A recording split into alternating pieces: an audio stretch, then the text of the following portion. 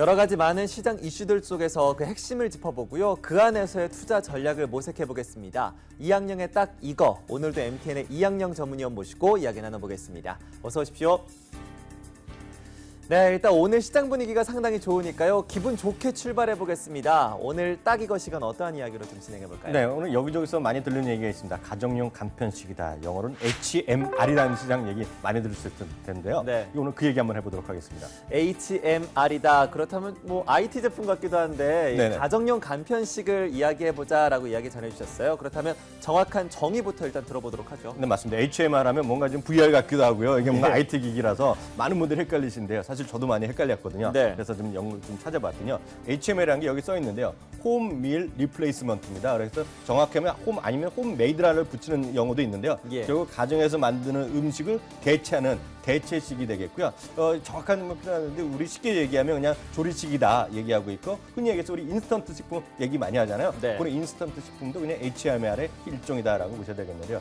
기존에는요 냉동식품 위주가 많았잖아요. 그렇죠. 그리고 뭐 해봤자 3분 카레 뭐 예를 들어서 이런 정도였는데요. 지금은 샐러드서부터 한식, 양식까지 종류도 엄청나게 많이 다양해지는 거 아마 시청자분들 많이 느끼실 수 있을 것 같습니다. 네, 근데 뭐 가정용 간편식이라고 하면 일단 편리한 게 특징일 것 같습니다. 이전에도 뭐 냉동 피자나 뭐 컵라면 이런 제품들이 상당히 많았는데 네. 최근 들어서 이렇게 인기를 끌고 있는 이유가 있을 것 같습니다. 어디에서 찾아볼 수가 있을까요? 왜냐하면 예전에 기존으로 음식을 하시면 혼자 사니까 이게 많이 쓰실 거 아니에요.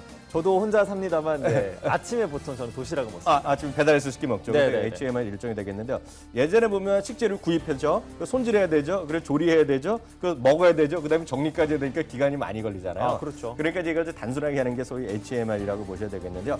가장 뜨는 역시 이것도 역시 1인 가구 많이 늘어난다. 제가 지난주에도 한번 말씀드렸는데요.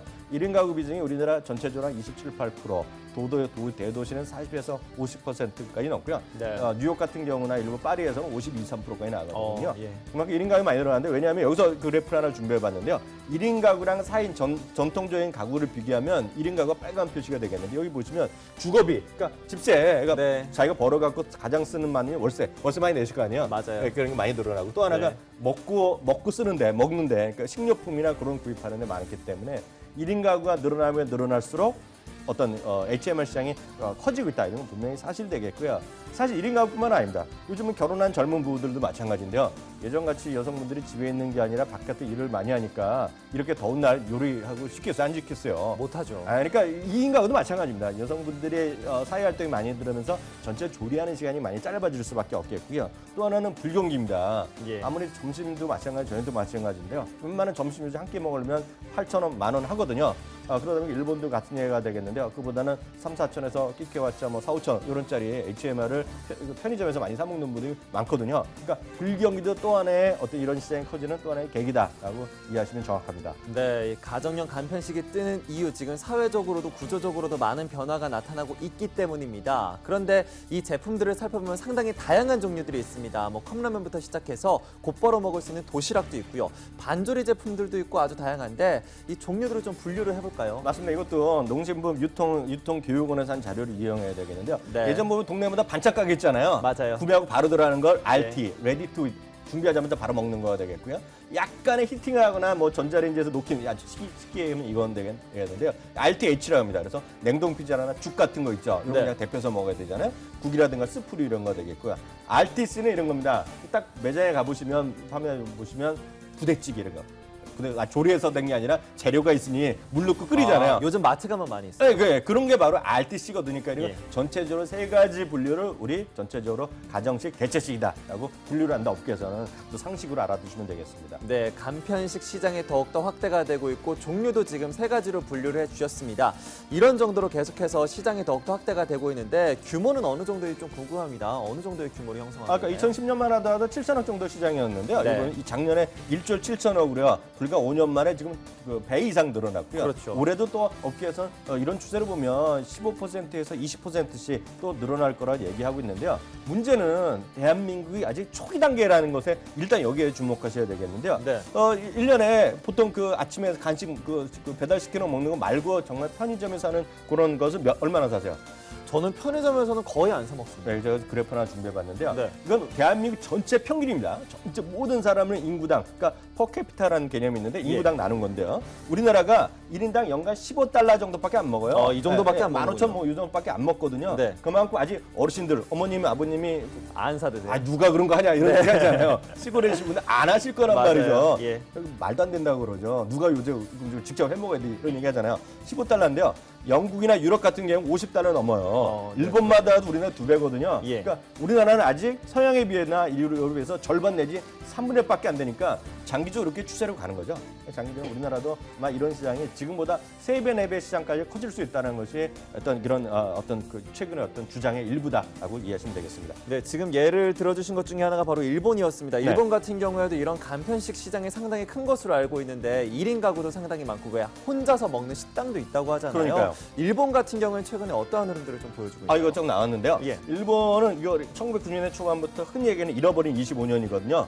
이런 잃어버린 25년에 가정이 파괴되고 먹고 살기 힘드니까 혼자 살게 되고 이렇게 싼 걸 찾게 되는 거예요. 네. 그래서 된 건데, 그래서 여기는 대표적인 어떤 프랜차이즈들이 많은데요.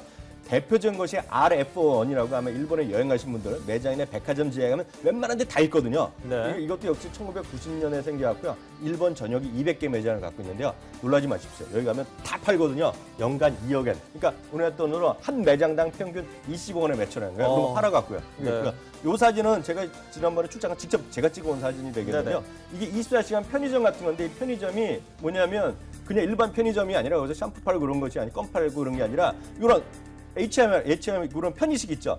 편의식만 모아주는 전문 매장 일본에 깔려 있어요. 그러니까 이게 편의점이 아니라 간편식만 파는 매장. 간편식만 24시간 파는 거거든요. 네. 이런 게 우리나라에도 뭐 있지 않아요? 우리나라 뭐 대형 도시들 가보면 편의점이 2층인 데가 좀 있더라고요. 네네. 거기 보니까 1층은 편의점인데 2층에는 테이블만 놓여 있어요. 거기서 이제 간편식 먹으라 뭐 이런 뜻이겠죠. 그러니까 그런 거겠죠. 예. 그게 사회적인 트렌드다라고 일단 보시면 좋겠습니다. 네, 이렇게 해서 지금 일본만 하더라도 이렇게 빠르게 변화가 되고 있습니다. 간편식 시장을 중심으로 해서 전문점까지도 생겨나고 있는데요.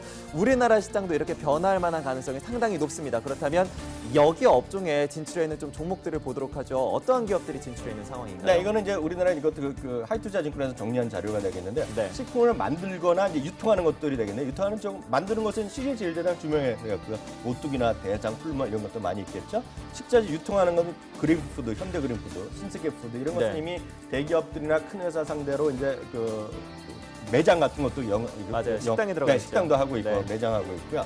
대형 유통회사들도 홈플러스나 이마트, 롯데마트 다 하고 있고 그리고 또 CJ 프레시웨이 이런 것들도 다 같은 유통회사니까 언제라도 이런 거 많이 들어갈 수 있겠죠. 네, 그러면 여기에 진출해 있는 기업들이 상당히 많은데 이 가운데서 저희가 좀 탑픽을 꼽아봐야 대응 전략을 세워볼 수가 있겠죠. 어떤 종목들을 더 유망하게 보세요? 맞습니다. 이런 회사들이 요즘 주가가 다 많이 올랐어요. 네. 특히 이제 이런 그 간편식 시장 얘기하면서 많이 올랐는데요.